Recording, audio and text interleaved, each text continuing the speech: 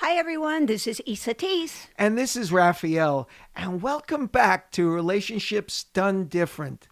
Today's show is Profound Love Without Attachment. Oh my gosh, I have to talk. I'm Calm sorry to down, interrupt. calm down. I'm Okay. sorry to interrupt you, but what I really want to tell you all is really listen up because this is a high bar we're talking about today. This is the experience that most people actually never get to. And I know you're capable of doing this. And I'll tell you that unless you've done a lot of self development and inner work and all that kind of stuff, what it means is that you are embarking today on a journey to learn more about what it takes to really be in a true state of mastery. I mean, anybody who can really do this has really done a tremendous amount of self development work, a lot of deep introspective work, and has reached a place inside of themselves where they are filled with self caring, self love, and that overflows from them. Because when that happens, it means that you don't expect anyone or anything in what we'll call the outside world or anyone outside of themselves to create their happy, sad, mad, or glad. So you're not attached to anything. See, most people are attached to something or someone because there's a certain level of energy that they get from that person or the situation. And people feel like they need that because they feel empty and void within themselves. So they're always looking for something to augment themselves, to fill them up, to make them feel complete. In fact, think about all the quote unquote romantic things that are out there that say, oh my God, you complete me, or things along that nature. What that's really saying is that who you are as an individual is not enough. Boom. That's exactly what the statement is, and that's exactly what 99.999% of the people in the world feel. They're not enough. They can't do it alone. They are in a place where they're dependent and codependent on everything and everyone. And I want to add a caveat here before I know you want to say something here. But what is important is that we do actually need each other. We're tribal by nature. That means that we are an interconnected species, that we are interconnected with each other, with the environment, with the plants, the animals, all parts of life we are with and we're intertwined with, and we really can't live without any part of it. On the other hand, when we speak about what we're speaking about today, we can love all of those people, all of those situations, all of those uh, animals and plants and everything else, but we're not attached. That means that if it goes away, we're okay. And we know we're okay. So, are we consciously looking for something from someone, or is it just a pure giving state? We are always looking for something from someone until we have really clear awareness. So the next time you're with somebody, just for the fun of it, look at what it is that you're doing. What are you saying? And what is your intention for being with that person? Is it to shower them with love so they will shower you back with love? Is it to give them attention so they will give you attention back? Is it to give them something so they will feel a certain level of obligation back to you? Now, I'm not saying that every single person does this, certainly on a conscious level, but on an unconscious level, we are always looking to gain something. There is a purpose behind everything we do. Now, your thoughts may be thinking, well, what about somebody who's really not nice to another person? What are they trying to get? Well, this is an interesting thing. Think about this. Okay. When somebody is not nice to someone, what occurs? Okay, Raphael, what occurs when somebody's not nice to somebody? We get pissed. We get angry. Okay. So our whole energy, our vibration, our attitude, everything changes pretty much in that moment. Are you in agreement? Right, because we were expecting someone from someone else and they disappointed us by being Well, maybe mean. or maybe not. Maybe it's just somebody that we met. But the bottom line is we don't usually sit there and are prepared for an attack or for something that isn't kind, right? Okay. So somebody comes up to somebody and they're not kind to them. What that characteristically does is put somebody with the reactions that you were just mentioning, but it also puts people in a place of defensiveness. It puts people in even the slightest sense of self doubt. So their self confidence goes down just a little bit, or maybe a lot. And their feeling of empowerment gets a little bit less as well. And they start doubting themselves at a higher level than they ever have before. And so what happens? They're kicking off all this energy that is not necessarily high, yippee, vibrating energy, but rather they're putting off energy, and the person who attacked truly is absorbing that, if you will, and they feel, I got them, one-upmanship. And that is what happens when we get into competition with someone else or some other circumstance. It's like, I'm going to win, I'm going to win, I'm going to show them, I'm going to knock them down, and nobody's going to get in the way of that, and I'm going to take over. And so think about that energy and what that's about. It's really about wanting to get. We think we may be giving. Oh, I'm giving my best, I'm doing all of this, but underneath the covers, if you will, there's another thought process going on 99% of the time. So the default mechanism, the default mode for us is that we're looking to get something from someone rather than just pure giving. That is true. And when a person is more in a higher state of self-awareness or self-love, or they're conscious about themselves and other people, their relationships, what occurs is they stop themselves before they go after someone. And you can do this. Here's a very practical way to be able to give yourself a little test before you say or do anything with anyone else. And that little test looks like asking yourself the question, what's my purpose for saying this? What's my purpose for doing this? What's my payoff? Whatever word you want to use. Because if you take a moment and you pause, and in that pause, you take time to look a little deeper into what you're doing, what you're thinking, how you're feeling, and what you want, then you're going to notice that a good portion of most conversations are manipulative without even realizing it. And that is the dichotomy of profound love without attachment. But what are we trying to get? Are we trying to get the upset? Are we trying to get the anger or the reaction from someone? And how does that serve us? Sometimes we're trying to get a reaction. Sometimes we're just looking to feel better about ourselves. Because we feel really lousy about ourselves. Exactly. So So if I can say something that makes you feel really badly, then I can supposedly feel better about myself. Now, this does not mean that everybody who says something to you that is really a constructive statement to help you grow, learn, whatever, that's not really what we're speaking about here, although that can happen and you have to pay attention to the energy that comes with it.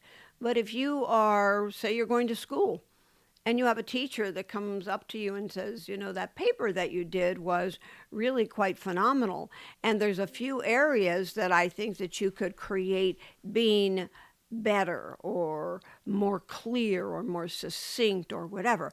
That's not a put down. That's a support for you to expand beyond where it is that you are. And many, many people, teachers, coaches, all of these kind of people are characteristically looking to give you ideas or suggestions or advice or whatever word you would use here because they see sometimes things that you can't see. And if you're particularly fragile emotionally, then usually what will happen is you will find yourself getting defensive. You will be convinced that they're trying to knock you out of the park, that they don't really like you, they don't care about you, they want you to feel like you're not enough. But that's not the case most of the time. It's that they are doing their best to give you some kind of support to grow out of an area that you may be stuck in. Okay, so I'm hearing that this is more of a self-development or personal development type of awareness. My question to you is, how does this really apply to our everyday relationships, let's say a romantic relationship, and how can we use it to be more loving? How can we use what? This concept of profound love without attachment. What why is it important for us to have profound love without attachment in the relation in let's say a romantic relationship setting?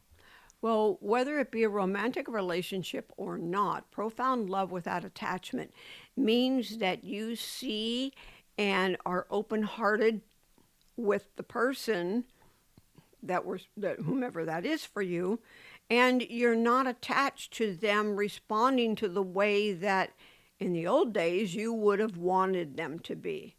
In other words, I coached someone for quite a while ago, and this person had been in relationship with someone who was really not particularly supportive and was not consistently caring or loving. In fact, was consistently inconsistent with that. And one of the things that we spoke about was, do you really want to be with this person? And the person said, well, I do. I've known them for like a lot of years, and I would like to be with them. And so I said, okay, can you be with them exactly the way they are right now? With no expectation of change? Yes, this is just this what you see is what you get. Now, this person had known this person for over 40 years, so she had an idea. And she said, Oh my whoa, God. yeah, she had to think about that. Well, I know if we're together a little bit longer, he'll just start to, make some changes because now I'm telling him what's important to me and he can make the changes. And I said, okay, in the last 6 months or however long it had been that you've been speaking more of your truth and what your needs and wants are, has that person changed? Well, not yet, but I'm pretty sure that they're going to change though. So if I just, stay steadfast. And I said, you are in love with someone that isn't there. You're in love with someone that you want to be in a certain way, shape, or form, and you notice it's not working for you. And you also notice it because it isn't working for you and they're not changing, that you're not happy. So you're rubbing up against a brick wall with barbs coming out of it. It doesn't feel good. And that's because you're spending your time hoping for, or whatever it is that you're doing to try to get that person to mold into your way of thinking, being, doing, looking, or whatever it may be. That's like, okay, I love you, now change. Exactly. So that sounds like you're headed when we get to that place and we have that expectation, we're headed for a disaster because it most likely is never going to change. And then we're in that place where we're not getting what we want. And then we're mad at them for not, just shifting. So this brings us to a very important point. And that is, If we want our world to change, we're the ones who have to change. oh my gosh, it's up to us. Oh God, I know. It's Did you ever hear that on this show? yeah, you mean We must be like you're talking responsible? heresy. Yeah. Yeah, like I'm responsible for what I experience, for what I feel, for what I do, for the choices I make. Really? And they don't have to do anything. I'll tell you, people, you know how many people I've worked with that say, how come I have to do all the work? How come I'm the one who has to make all the changes? How come they don't have to do anything but just sit there and be the rag that they are? I've heard that a lot. And what I tell them is the truth, because you're the one who's not happy. And if you think that they're going to change so you can be happy, I promise you'll find something else to whine about, something that's inside of you that you don't like. Okay, so are you saying that it's unreasonable to have an expectation that your partner will change even after speaking with him, discussing how you feel, and all of those things? I think that it's important that you speak with them and that you tell them what it is that's going on with you and what your passionate desires are and what is really critical for you. First of all, I suggest you do that way before you even get into a committed relationship. But let's just say you're in a committed relationship.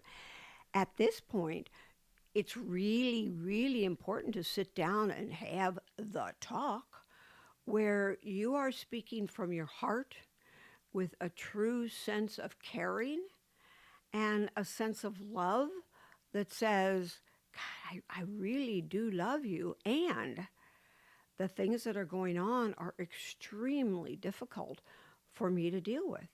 And this might be mental or physical or verbal or sexual abuse.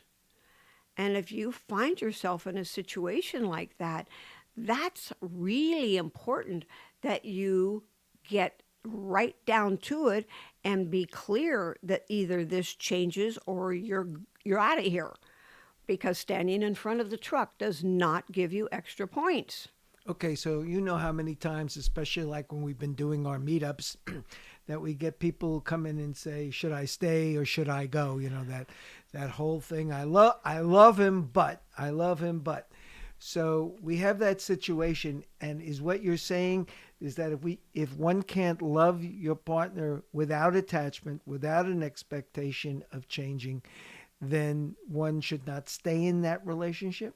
I'm not telling anyone to leave a relationship. What I'm telling you is that you stay in the relationship and you don't change your perception about what's going on, you will be as unhappy and more 1 month, 3 months, 2 years, whatever from now.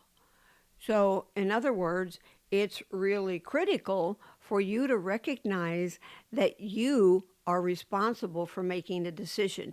If this person never stops whatever it is that you don't like about them, are you willing to stay with them as they are, or are you not? And then when you get clear about that, then you invite them to be aware of how it is that you are feeling and what it is that you're thinking, and see if they have an open desire to really work together to make the relationship work. I have another client that I've been working with for a long time, and she has, and I might have said this in another session, but it's very profound for me, because she's not happy, but she's really clear that she's not going to leave him. And I run across this a lot. I primarily run across this when women don't have a profession, don't have a job, don't have the ability to be self-reliant or self-supporting.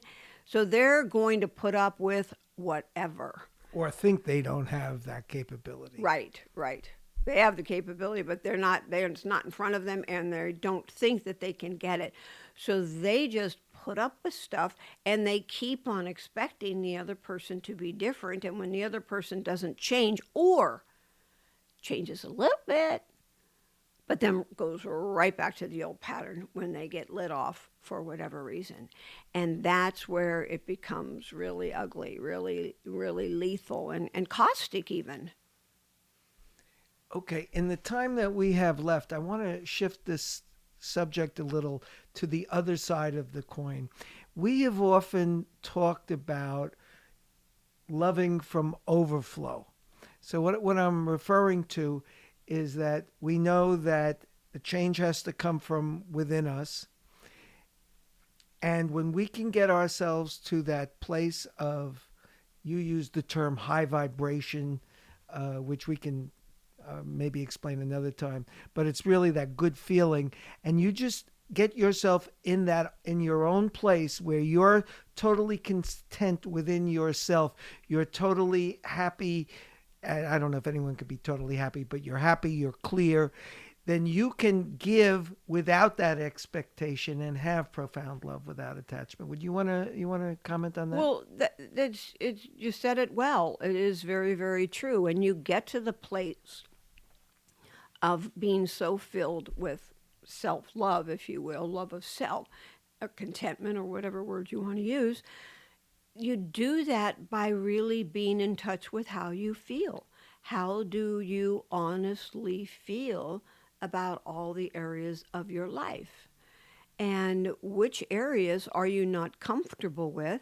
And then write down those particular areas, and under each area, write down what you feel needs or you would like to have change.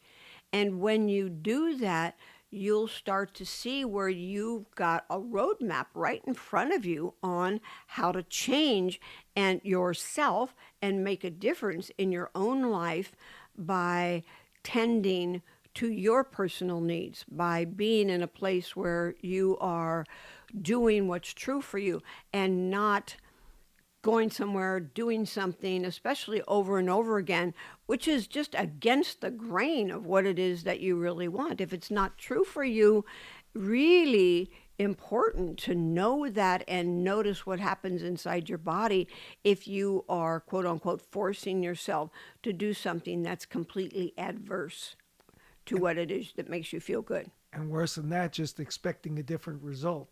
Well, yeah, I mean, that is really true because you're So not you going to get said one. you said something a minute ago, and I was so happy that you said it.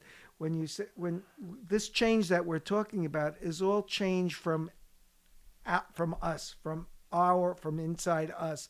It has nothing to do with the partner, but it has to do with how good you feel inside with yourself, with your life, and seeing things half full rather than half empty, and just getting to a place where everything is seen from that wonderful place rather than the judgmental place. I often use the analogy of river rafting, which I love to do. When the water is low, and which happens usually at the end of a season, we go along in the raft and we bump into the rocks.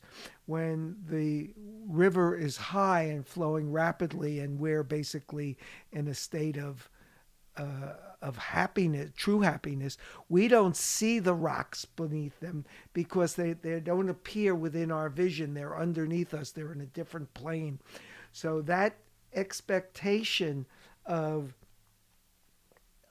getting someone to be the way you are has to happen from, there can't be an expectation. It just needs to flow from where you are, and that's the way it is. And I love it, and it's great.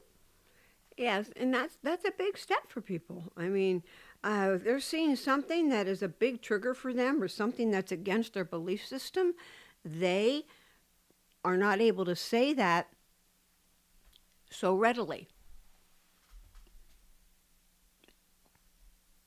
That you have that you're sure is absolutely correct or accurate or it's the truth and nobody else has the truth, so they better get their act together and and believe what I believe kind of thing.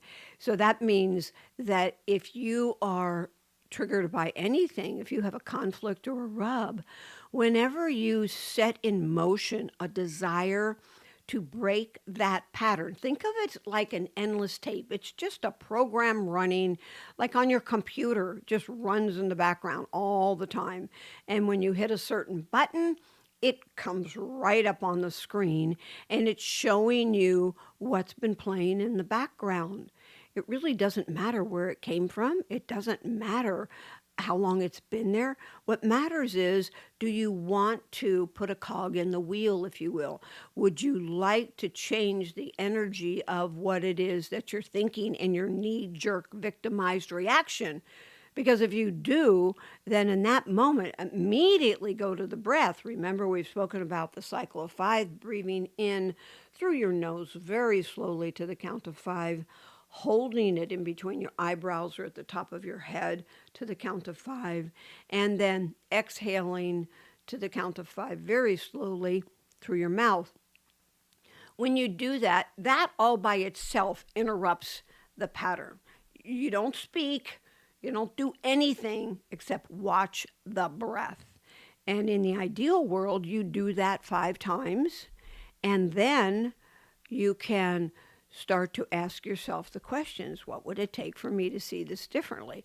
What would it take for me to see this in a way that allows me to experience love?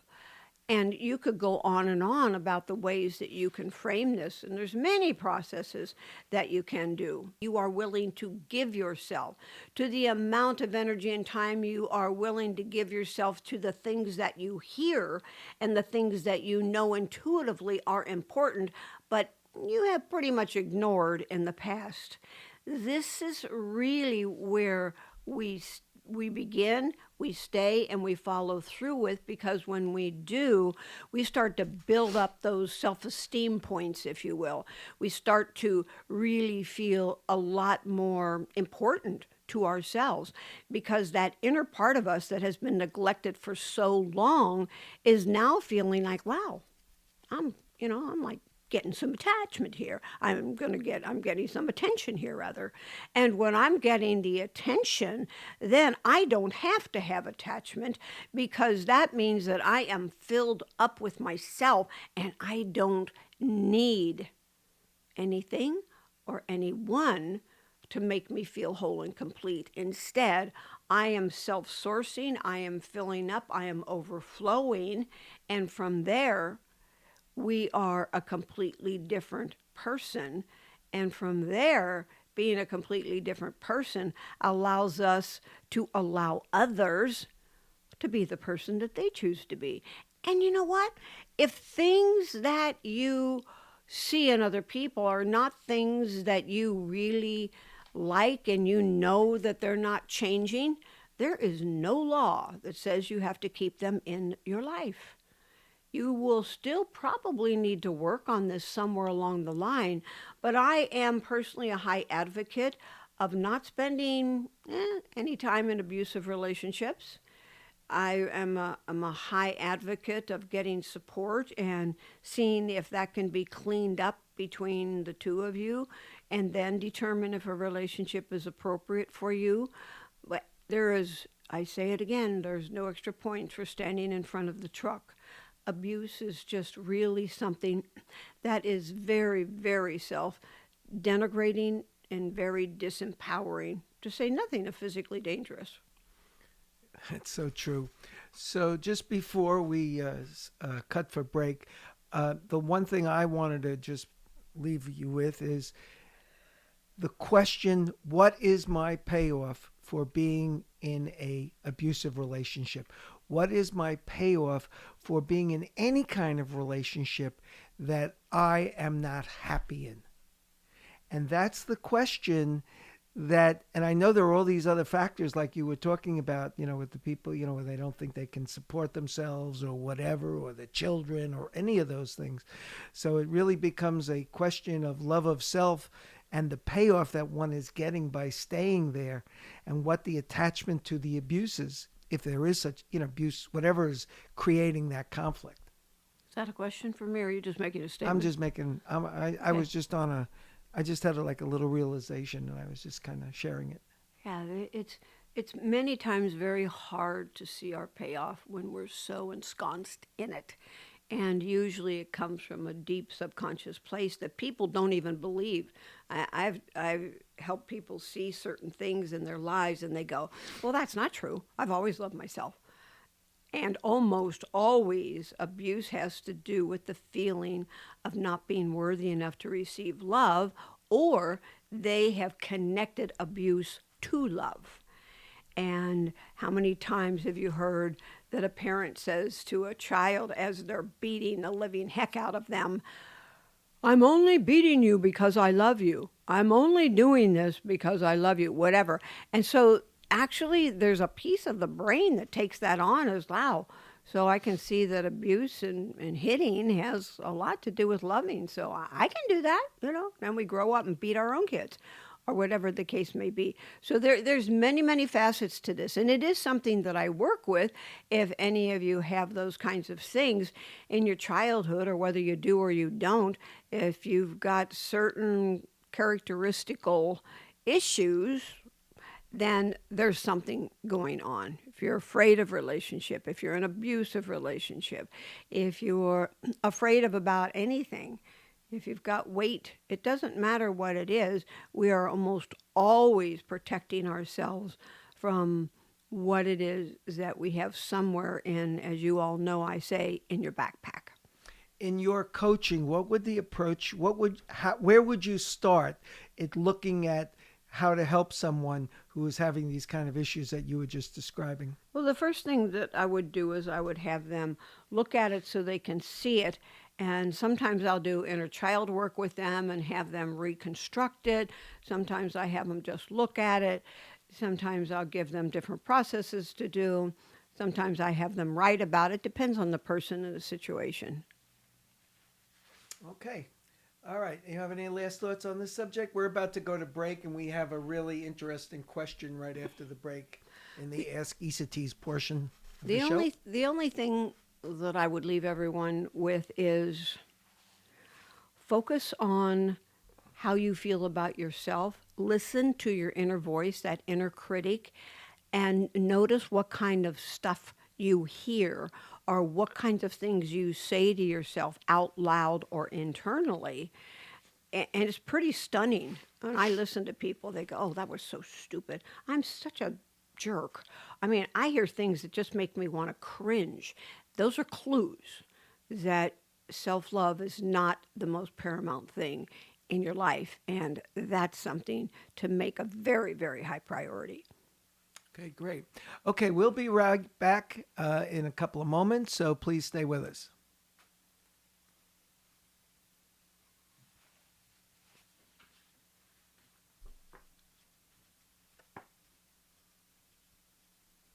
Okay, everyone, we're back.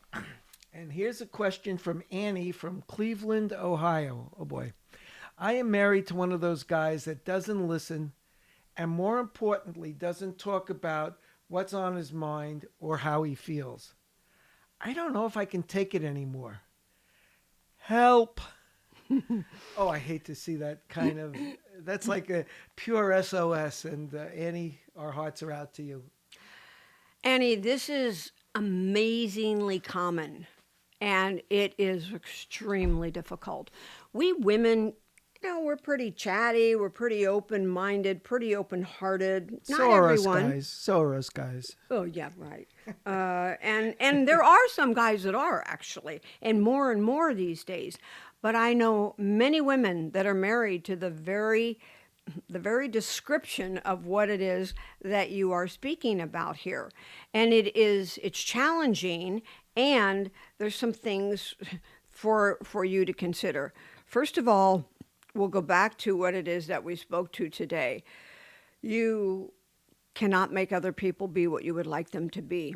On the other hand, if you can sit down and have a really strong heart to heart with your partner or who it is that you're speaking about, then and tell them that it's important to you that you have conversation. It's important to you that you speak to each other about what's going on and ask them how they feel about that. And depending upon the degree of the door that's open or closed, you may find that he'll say something like, I don't know, I tell you what's on my mind, or whatever, what's going on with you. Or you might have somebody who will say, well, I never thought about it that way. It depends on the kind of person that you're really with. In my personal experience, relationships like this really need some third party support. And many times the guy doesn't want to go to get some support. But what would be helpful for them is to understand the way that women are and the way that men are. You could perhaps buy, like our program that we have, a relationship reboot system that talks about that you can actually it's Raphael and I speaking, and it would help open up some things that you are probably experiencing. And you could listen to it together, perhaps, and that might be helpful. The other thing is to find somebody that you could really speak to. And if he won't go, you go, because you're the one who's hurting. Many times, the person who's not like you will be the person who doesn't think there's a problem and doesn't even know it. And therefore, they're not consciously hurting, but you are. So this is about self-caring, self-love.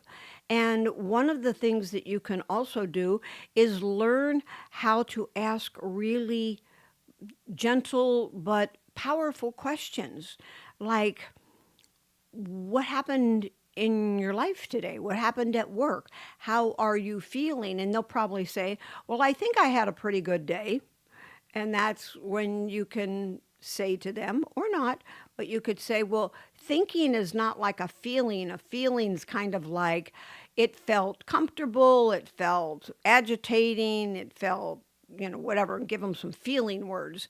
And sometimes that person will really pick up on that, because a lot of times people are the way they are because they don't know they have another choice. They don't know what they don't know.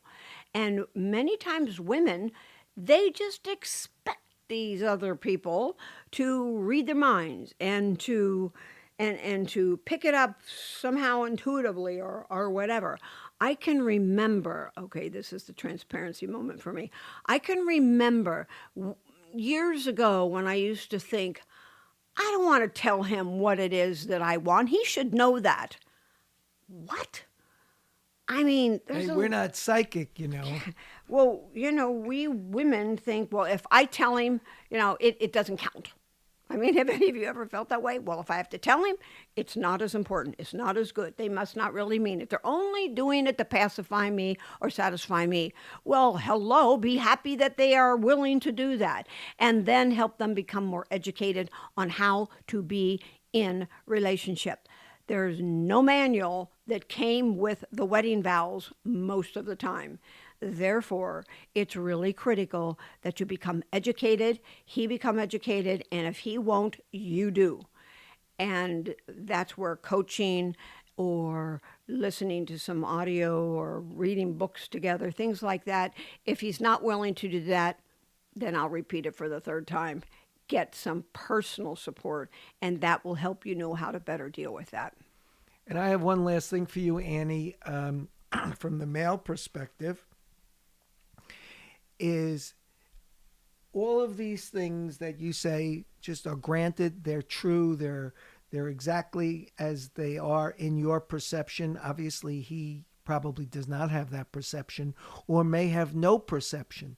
So I think the biggest takeaway here is that to have the compassion to understand that he may not know what he doesn't know. He may not be aware enough to even know that there's a problem. And when you have that conversation, it kind of comes out of the blue, and he's probably thinking, where did this come from? So my support here is to have the compassion when you have that conversation and continue to have the conversation, because he may just not know it. Or he may have programs that are really deeply ingrained that are, that keep coming out of the backpack. So have the love, have the compassionate love, I should say, and approach it from that point of view, not just he's a bad or he's doing something bad or whatever it is you could conjure up in your mind. Because if you are hurt, it'll be really easy for you to come up with negative things to say rather than to come from compassionate love, which is what you really have for him when you understand it may not be his fault. It's his responsibility to change, yes, but he may just not know it. So that's my 2 cents on the matter, and I'm sticking with it. So, E, today's question, please. Everybody have their pen or pencil and paper or computer or iPad or phone or some reasonable resource to be able to scribe this down. Okay, here we comes go. the Magna Carta. What would my life look and feel like if I chose profound love without attachment? Now, you may be thinking, and I'll repeat it in a moment, you may be thinking, this is just like too far out of my wheelhouse. And I want to remind you that when you state these questions, your mind is amazing. It's the most powerful search engine ever, and it puts Google to shame. So that means that you ask this question and just watch and see what occurs in your life. So here it is again. What would my life look and feel like if I chose profound love without attachment? What would my life look and feel like if I chose profound love without attachment? You can use this statement just as one of your regular morning self-question in the before you get your day started, and just put it out there, or before you go to sleep at night, and just allow that intention to go out into the universe without thinking of some specific answer to that. And let's see what happens, and report to us, for gosh sake. Get some comments down here on this podcast. Okay, you heard the boss. We want comments. This has been a great show. I'm really happy that we talked about this. It's so important, profound love without attachment. And it goes so deep and has so many tentacles into our own being and our own happiness. And the most awesome part of it, and the most scary part, is it attacks, or it assaults our backpack of programs. One of the things that I had occurred just a few days ago is I do a year-long program. I've done that for several years. And one of the persons who's taken it twice, and we're about to go into our 3rd year, is that she said, that profound love without attachment thing you've been talking about for so long, she said, I'm really experiencing that a good portion of the time. And that was so exciting to hear. And she named off several things about her daughter and her son-in-law and some doctor or somebody else that she ran into that she could have gone into a different place with. But she said, I just chose to say, I'm going to love him even more. I'm just going to love him even more. And in doing that, she's putting out the love. And remember that energy never leaves its source. So when you are putting out the best for everything and everyone, that's what comes back to you. And that's what creates the life that you love to live. And my last thought on the day is just love yourself, and remember that is the most that's the most important thing you can do for yourself, for your relationship, for anything. Just love yourself for who you are, have compassion, and understand you're doing the best you can. Love you all so much. Okay, yeah, I could keep going and going. I'm like really I know, into I have this to now. cut you off. You're all done. I'm getting the thing, where somebody goes across the neck and they say, cut it off. Okay, well, I talk too much. So anyway, we wish you guys have a great week, and we'll see you next week. Looking forward to it. Feel a hug. Oh, and our show next week is it better to be right or happy? Think about that. That's going to be a really fun show. Powerful. Okay, take care. We'll see you next week. Bye, all. Bye.